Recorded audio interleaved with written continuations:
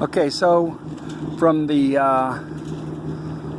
inside of the boat, up under the bulkhead there where I was showing you, we were fortunate here in Florida to have some real heavy rain, 6 or 7 inches of rain in a couple of days. So the rain gave me the opportunity to go down below and see what was going on.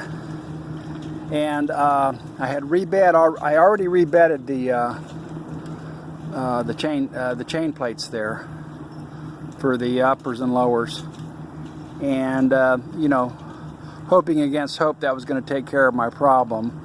But when I got back down below, I actually saw the leak was much more extensive than I thought. So I came back up here, initially thinking that you know, the cap rail's going to have to come off, and you know, that's a humongous job. But I said, well, I looked at the documentation from Endeavour, and they show essentially like the layup of this joint here. And the more I looked at it, the more I realized it's a very good possibility, like I said, that I've had a breakdown in the bedding material. So all I really need to do is try and essentially plug up those holes, and rather than taking the drastic step of pulling all these cap rails, which would be more work than even I want to mess with, I've got a new plan. I pulled the steel rub rail off. See, make sure I don't know if we can see this. I'm having trouble because of my camera. I pulled the stainless stub rub rail, which goes right here, and there was a joint right here. So the rub rail and the cap rail come together, and they had caulked this. And let me tell you, the caulk, if it covered 1/8 of an inch of this gap, I would be surprised. The problem is that this hole is probably a good 1/2 inch before you run into the flange, the top side portion of this curve. So my plan is, and you can see it right here, this is cellophane packing tape.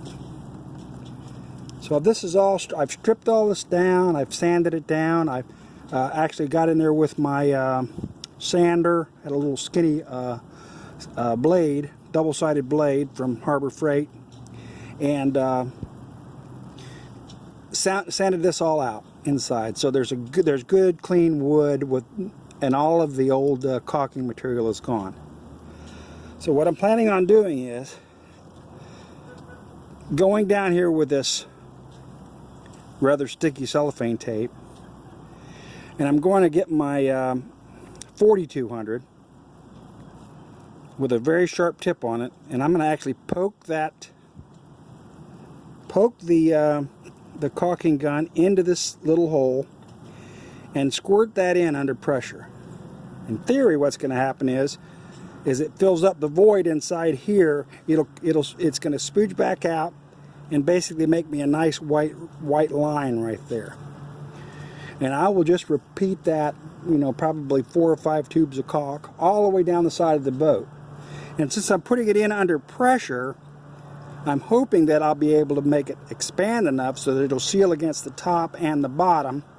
And if that happens, then I think my leak will be cured. That's the theory anyway.